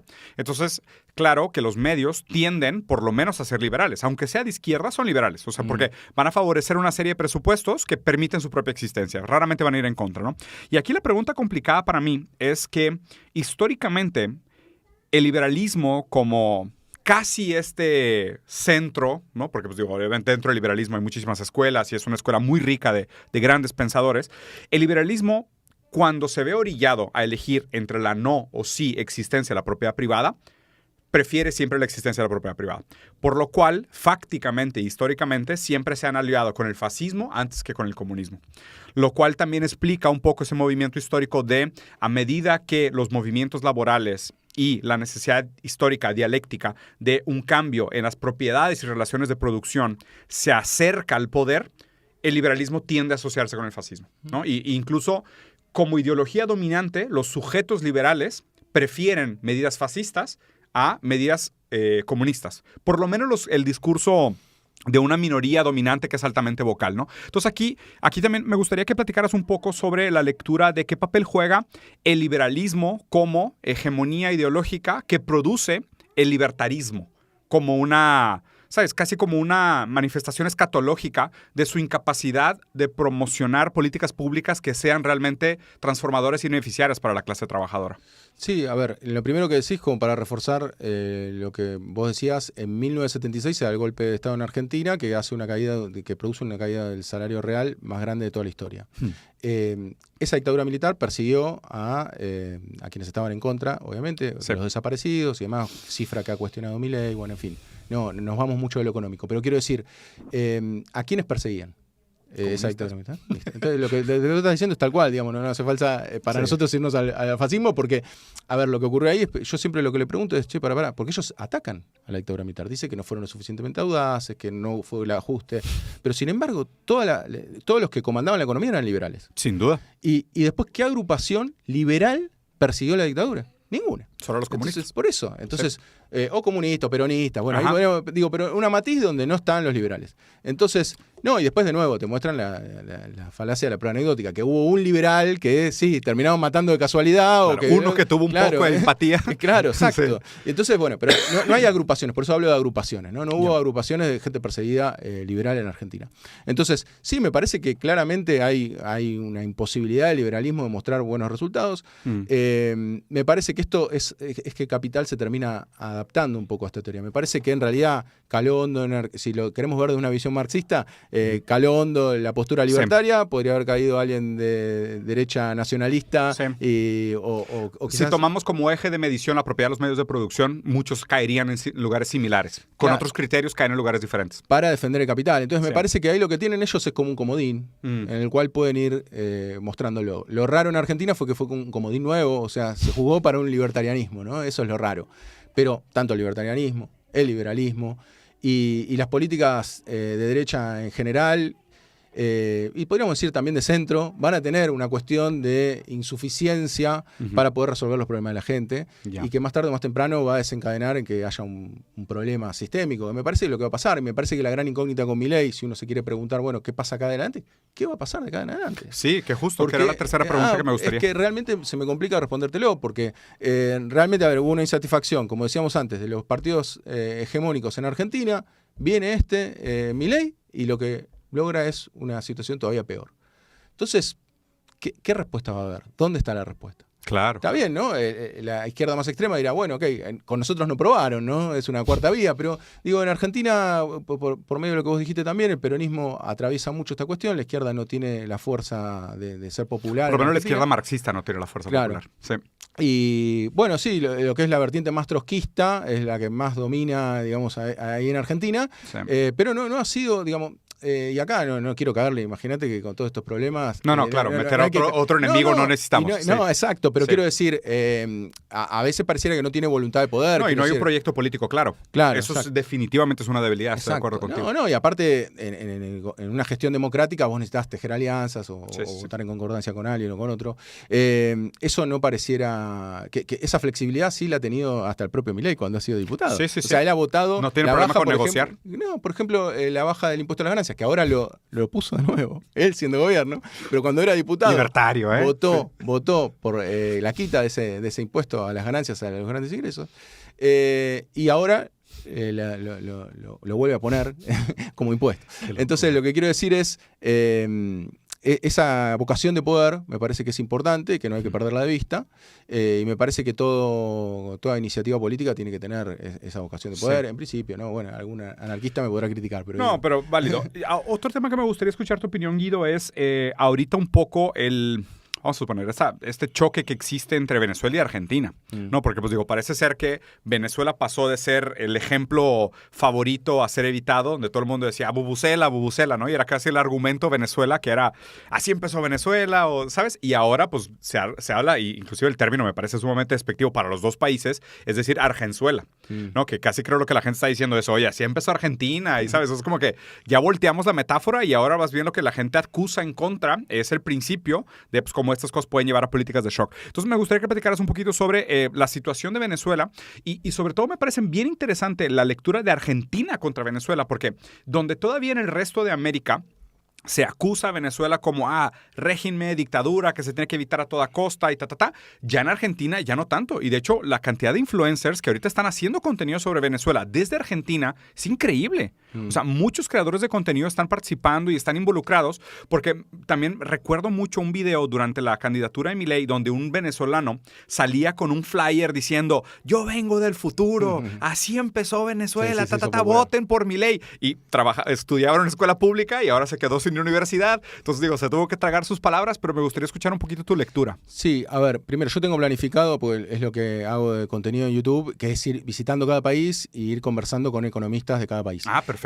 En lo que es Venezuela, lo tengo planificado para el mes que viene, noviembre o diciembre. Súper bien. Estamos. O sea que ahí voy a tener una visión, claro, ahí voy a tener una visión más acabada. A ver, lo que te puedo decir en principio de lo que veo, obviamente hay una estabilización, por ejemplo, con la inflación, una estabilización mejor que fue Argentina, hay oferta de productos que se contrarresta con lo que era antes la escasez de productos en el mercado. A mí me parece que hay que ver qué es lo que realmente pasa en Venezuela. Bueno, vos tuviste la suerte de estar allá. Sí. Yo he ido, pero no hacer investigación. Lo que quiero decir, me parece que lo de las elecciones es algo que por lo menos en principio es polémico. A mí no me queda del todo claro qué fue lo que pasó ahí. O sea, me parece legítimo el reclamo de quienes piden las actas o ver las actas, que no sé, capaz que vos tenés mejor información que yo, pero quiero decir, eso es el lado político. El lado económico, claramente hay una estabilización. Sin duda. Pues vienen de 11 meses de crecimiento, 11 trimestres de crecimiento sostenido. Por eso, a mí me parece que ahí es donde hay que investigar un poquito más, analizar un poco más. Me parece que hay un contraste con Milei y sobre todo con los influencers que vos decís, que bueno, tenemos el caso de Michelo que está allá, Javier también. Saludos también. Sí. Digo, a mí algo que me incomoda bastante, y te lo digo así, mira, no lo dije en ningún lado, es que justamente uno no pueda tener a un Michelo bancando la situación de Venezuela, que tendrá sus motivos, claro. Y por otro lado tenés un Milei bancando a Israel y a él no se lo critica por esta cuestión, o en Argentina se lo ha criticado poco. En cambio, le han caído a Michelo. Durísimo. Durísimo, sí. Amenazas de todo tipo, lo cual obviamente me solidarizo con él. Lo que quiero decir es, me parece que hay una cuestión, y también está en la agenda en Argentina, que hay que revisarlo mucho, que es, bueno, que es lo que me pasa a mí, ¿no? Muchos te dicen, no vayas a Venezuela, ¿para qué vas a ir a Venezuela? Te vas a meter en un problema, porque te vas a poner en una situación incómoda, porque en realidad, digo, yo ya estoy... En la Argentina todos han girado al centro constantemente. En el peronismo ha pasado eso, ¿no? La postura de, la postura de Boric, digamos. A ver, es una postura en la cual decís, y ahora la derecha sí tiene los permisos para apoyar a cualquier país del mundo que radicalizarse y no paga ningún costo. Entonces yo no estoy diciendo con esto salir a apoyar a Venezuela. Lo que digo es, por lo menos tengo que ir a investigarlo y no tengo que presuponer ni que bien ni que mal. Digo. Claro, ni estar a favor ni en contra, simplemente ir. Exacto. Así que mi idea es ir a fin de año y ver ahí y tratar, obviamente, como siempre, de reflejar la realidad. El estudio de la economía. ¿Sabes qué? De hecho, me encantaría ponerte en contacto con un amigo mío que es un economista acá que se llama Maurice Dieck, que él tiene un podcast que se llama Dime si diretes. Me parece que alguna vez vi algo de China de él. Ándale, yo tengo un podcast como de 3 horas platicando, porque él acaba de ir a China, lo mandó el consulado y estuvo la oportunidad de visitar allá, y luego cuando regresó nos aventamos una plática También voy a ir a China. Ese es un... Bueno, de ese viaje cuando regreses platicamos, porque ese sí es transformador, cabrón. Y ¿sabes qué? Me gustaría que platicaras con él porque siento que sería una plática muy enriquecedora. Los voy a poner en contacto, aunque sea por Zoom o después lo que sea. Y ¿sabes qué? Tuve también un poco esa experiencia similar a lo que comentabas de... Hay como este falso senso de que hay un centro permitido del cual hablarse, ¿no? Pero es un centro mucho más restringido de lo que la gente cree. O sea, cualquier tipo de disidencia es altamente castigada, ¿no? Y aquí te lo digo a título personal porque, por ejemplo, en un lapso de 3 meses entrevisté a Nicolás Maduro, a Robert Kennedy Jr., y al embajador de Rusia, ¿no? Y ahora voy a Rusia al encuentro de BRICS en finales de mes. Y claro, o sea, este tipo de conversaciones no se pueden tener, ¿no? Es como que lo que está permitido es todo aquello que está como de alguna manera dentro de la narrativa hegemónica de los medios liberales, ¿no? Y cualquier cosa que sea antiliberal, ya sea la cuarta postura de Dugin o un socialismo con características chinas o el socialismo latinoamericano, no se permite. O sea, solo es la hegemonía liberal. Lo que también me parece interesante y el por qué tantos creadores de contenido creo que se ven tentados como tú y otros a de, oye, pues yo me reservo el derecho a ir. O sea, claro, sin estar a favor ni en contra. Es que creo que ese centro hegemónico es cada vez más pequeño y cada vez es más insostenible, un poco por la narrativa de la propia insostenibilidad del mito de la democracia, ¿no? Que es hoy por hoy lo que me parece que es como este objeto central que es donde está gran parte de nuestro dolor. O sea, el gobiernos de 4 años, oscilación de poder, los gastos en campañas. O sea, este tipo de cosas como que parecen objetos fuera del discurso, pero son realmente gran parte responsables del porqué del dolor, ¿no? Entonces aquí la última pregunta que te quería hacer era sobre la sostenibilidad del proyecto de La Libertad Avanza. O sea, ¿tú crees que, por ejemplo, y justo lo comentaste, ¿no? De no agarrar la anécdota para generalizar. ¿Crees que puedan hacer ellos una movida de decir, el problema era Milei, él estaba loco, pero su teoría estaba bien y tratan de hacer una continuidad de proyecto? Sí, yo creo que no en La Libertad Avanza. Ellos tienen, vamos a decir así, una coalición temporal con el PRO, que es el partido de Mauricio Macri, en la cual recibe apoyo en el Senado y en diputados. A mí me parece que sí, que la derecha va a terminar diciendo eso en Argentina. O sea, lo van a crucificar a él. Sí, incluso van a poder ir más allá, van a poder decir que las ideas libertarias eran las que estaban mal, que en realidad las ideas eran las liberales. A mí me parece que eso se va a poder perfectamente factible. Sí. De hecho, me parece, te diría, casi ineludible que va a ocurrir eso, porque a mi modo de ver, el gobierno de Milei va a terminar mal. O sea, va a terminar mal. Ojo, en Argentina también hay mucho que hablan en redes sociales. ¿Okay? No, se terminan 6 meses. No, yo pienso que va a durar. Yo pienso que sí, que lo más probable es que dure. En Argentina nunca se sabe. Pero quiero decir, pero me parece que, y quiero pensar que el pueblo argentino va a decidir en función de que va a estar peor después de los 4 años de Milei que cuando lo recibió. Entonces, a mí me parece que a la derecha no le va a quedar otra postura más que decir, bueno, en realidad no era tan extrema la cuestión. Fue muy radical él. Fue muy radical él. Y por eso me parece que lo más importante es la batalla cultural, entre comillas, porque justamente ahí lo que decimos es, bueno, que hay toda esta gente que ya evangelizaron hacia la derecha. cuando vea los resultados negativos, ¿a dónde van a ir? ¿A dónde van a ir? Porque te lo pregunto también a vos, como cada uno se lo puede preguntar. ¿Uno está dispuesto a pasarla mal en pos de un proyecto que le gusta? Yo creo que sí, yo creo que estaría dispuesto. Si un proyecto político me enamora y me dicen, che, tenés que estar 4 años pasándola mal, pero después la vas a pasar bien. ¿No? Que Bukele habla de la medicina amarga y siempre hay paralelismos de este tipo. Y uno puede decir, bueno, sí, la verdad que sí. Entonces lo que hay que ver es cuánto resiste este núcleo duro, esta medicina amarga, y si realmente es una batalla cultural y han logrado convencer, se puede sentir atraído por un gobierno liberal, pero no libertario, vamos a decirlo así. Buenísimo. Oye, Guido, y para terminar, danos una recomendación, o sea, ¿dónde la gente puede encontrar tu libro y qué es lo principal para lo cual nos funciona hoy leer el libro de las falacias libertarias? A ver, el libro Falacias Libertarias, sí, se puede encontrar hasta en Amazon, bueno, en Argentina también se puede encontrar con la editorial, fue mi primer libro. Lo que ahora estoy sacando el mes que viene, el próximo libro, se llama Experimento Libertario, que ahí lo interesante, bueno, primero respondiendo a tu pregunta, Falacias Libertarias básicamente es un manual de cómo tratar de entender la lógica libertaria en todos sus aspectos, incluso me salgo un poco de la economía, si bien yo soy economista, para tratar de entender cómo con la misma lógica de ellos caen en falacias recurrentemente. Entonces hay mucho gráfico que ayuda a comprender, no un gráfico que complejiza. No trato de elegir los gráficos que sean sencillos de comprender. O sea que es un material de divulgación, no académico. Con una base académica, pero no en lenguaje académico. Lo que va a ser mi segundo libro es Experimentos Libertarios, que justamente lo que hice fue recorrer en cada lugar del mundo donde hubo experiencias cercanas a lo que es la idea libertaria. Te lo digo, si no muy rápido, porque me imagino que andamos mal de tiempo, pero quiero decir, fui a Grafton. Esa historia es buenísima. Sí. Que justamente coparon, te lo digo muy rápido, coparon una ciudad, un Freetown Project, sí, es un pueblo, vamos a decirlo así, donde lo coparon los libertarios para tener incidencia en las decisiones. Bueno, y les ganaron los osos. Y bueno, y recibieron ataques de oso, una señora. Después, es una locura esa historia. No, pero aparte, yo lo veo más del lado económico, eso está muy bien, digamos, claro. Está muy buena esa historia, pero desde el lado económico te digo algo que no se dice en el libro, que es, porque esto llevó a que se haga un libro sobre este caso de Grafton. Sobre Grafton. Lo que quiero decir es, yo voy después de varios años después de que publicado el libro, hablé con la gente y demás, pero lo más llamativo es que no había ni un supermercado ni para cargar nafta. Entonces, ¿qué pasaba? La gente había bajado los impuestos de ese pueblito, entonces, claro, los libertarios votaban, bajar impuestos, bajar. ¿Hay que renovar el camión de bomberos? No, rechazo. Entonces, lo que hicieron fue tratar de incidir en la cuestión local. Ahora, ¿qué lleva a eso? Que yo cuando tenía que cargar nafta, tenía que ir al supermercado, me iba a otro pueblo. O sea, que en definitiva terminás bajando impuestos supuestamente para atraer inversiones y lo que te pasa es que vas a gastar a otro lugar. Claro. O sea que es un contrasentido total en un pueblo que no... Encima han agarrado un pueblo bastante abandonado, que no tenía mucha...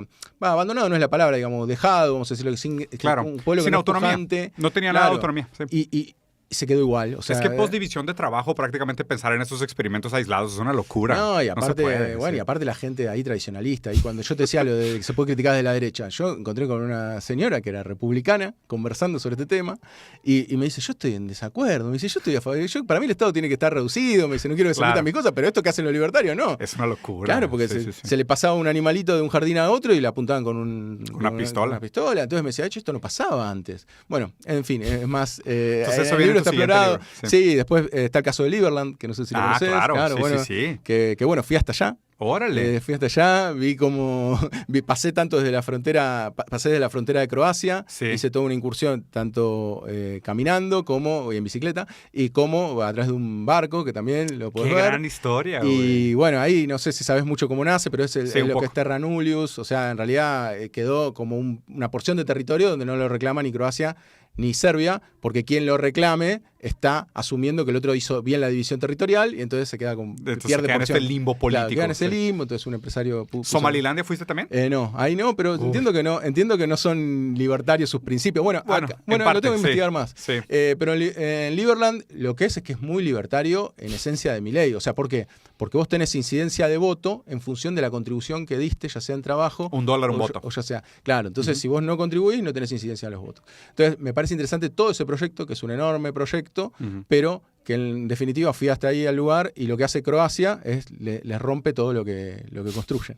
Entonces veía que iban construyendo las casitas cada vez más chiquitas porque se supone que a cierta altura ya no te la pueden romper, no sé, y la cuestión es que igual se lo terminan rompiendo, con lo cual digo, y aparte de ahí lo que hay, por eso la empatía, cuando vos me preguntas cómo haces para investigar esto, yo decía, a mí me parece que me genera una empatía yo hablé con una persona, con varias personas allá que fueron atraídas por el proyecto de Liberland, el cual le pagan con esta supuesta criptomoneda que va a tener Liberland, que hoy no la puedes canjear, pero bueno, en definitiva, lo que quiero decir es, yo veo en esas personas un noble interés, o sea, no veo malas personas yendo a construir un país que no existe, sino que yo veo buenas intenciones y entonces eso es lo que más me tira. Te llama la atención. Sí, bueno. Así que con Liberland, bueno, y después, rápido, Cospaya, que se sabe poco, Cospaya fue un estado de 3 kilómetros cuadrados en Italia, que también, por esta cuestión de Terra Nullius, que no quedó ni en el estado de la Iglesia ni en el estado de Florencia y quedó en el medio y justamente, ¿sabes cómo lo descubrí? Aparte, yendo a Grafton, cuando hablé con los libertarios de allá, me decían, queremos copiar el modelo de Cospaya. Ah, mira. ¿Qué Cospaya? Bueno, me fui hasta allá en Italia y leí un poco de la historia, hablé con la gente del lugar a ver qué sabían de la historia y demás. Y bueno, básicamente fue un limbo de nuevo que se generó. Pero la diferencia es que duró más de 3 siglos y que, aparte, ha sido floreciente. Ahora, por eso te digo, este es quizás el único ejemplo libertario bueno. ¿Pero por qué? ¿Por qué floreciente? ¿Por qué floreciente? Porque estaba prohibido la comercialización de tabaco en toda Italia y ellos tenían... Entonces, era Macao. Se llamaba lugar de contrabandista. Sí, era Macao del tabaco. Sí. Y entonces, ¿qué pasaba? Claro, me causó gracia porque cuando fui ahí me fijé a ver qué comercios había y demás, y el único que había era el escondite del contrabandista. Entonces, nada, era una tierra de contrabandistas de todo el mundo que iban a buscar tabaco y había plantación de tabaco, de hecho todavía las calles se llaman tabaco. Lo que quiero decir es, fue justo un caso de gobierno no centralizado que ha tenido relativa prosperidad, 3 kilómetros cuadrados. Pero bueno, todo ese análisis, bueno, aparte de lo que fui a Singapur, que lo refuerzo mucho más de lo de falacia, fui a Irlanda también, que es el gran modelo de Milei, es el tercero del índice de libertad económica, y bueno, eso quedó en experimento libertario, igual sumo también lo que está pasando en Argentina. Ya. Lo vas a agregar a los experimentos libertarios. Buenísimo. Claro, a lo que tenemos hasta ahora, ¿no? Porque tuve que cerrar el libro, lamentablemente, pero bueno, en algún momento ampliaré o sacaremos otras ediciones. Pero bueno, en definitiva, también fui a Paraguay, que para mí, y queda un poco como cierre, pero bueno, me parece que es lo esencial. Para mí Argentina no va a terminar siendo ni un Cospaya, ni un Grafton, ni nada, está claro. Sino me parece que se va a terminar pareciendo más a una economía como la que tenemos cerca, que es Paraguay, en términos de modelo. O sea, un modelo con alta informalidad, un modelo con un nivel de inversión baja porque terminan bajando los impuestos para atraer inversiones y no las atraen. Solo un modelo de salud de capital. Sí. Claro, un modelo de salud deficiente, educación deficiente. Está atacando ahora la educación universitaria Milei. Entonces me parece que no vamos a llegar a ninguno de esos experimentos, sino que en definitiva vamos a llegar a un modelo latinoamericano que justamente nos hacía, en cierto aspecto, en algunas cosas, diferente a Argentina, tenía un motor industrial. No vamos a decir al nivel de Brasil, de México, pero sí lo tenía. Y me parece que eso se va deteriorando y se está deteriorando con Milei. Sí, digo, la verdad es que, o sea, como tema de conversación da para muchísimo. Sí. Guido, me quedo con la conversación pendiente cuando saques tu segundo libro. Si quieres, volvemos a platicar. Te agradezco mucho la plática. Para todos los que vieron esta entrevista, aquí abajo en la descripción voy a dejar los links para las páginas y las redes sociales de Guido. Y además también el link por si quieren leer el libro. Se los recomiendo. Yo la verdad es que me lo aventé de lo que me lo mandó para acá. Está muy bueno. O sea, sí se ahorran la lectura de muchos autores que sinceramente no le recomendaría a nadie. Guido nos hizo el trabajo de escarbar y hacer el trabajo didáctico para que no tuviéramos que sufrir y nos da ejemplos, la verdad es que muy fáciles de entender, muy didáctico, pero se nota el rigor académico por detrás. Te felicito por el trabajo y gracias por la entrevista. Gracias a vos, Diego. Sí. ¿Qué te ha parecido? ¿Tranquilo? ¿Bien? Sí, muy bien. Qué gustazo. Ya tengo otro amigo en Argentina. Me quedo con ese placer. Nos vemos.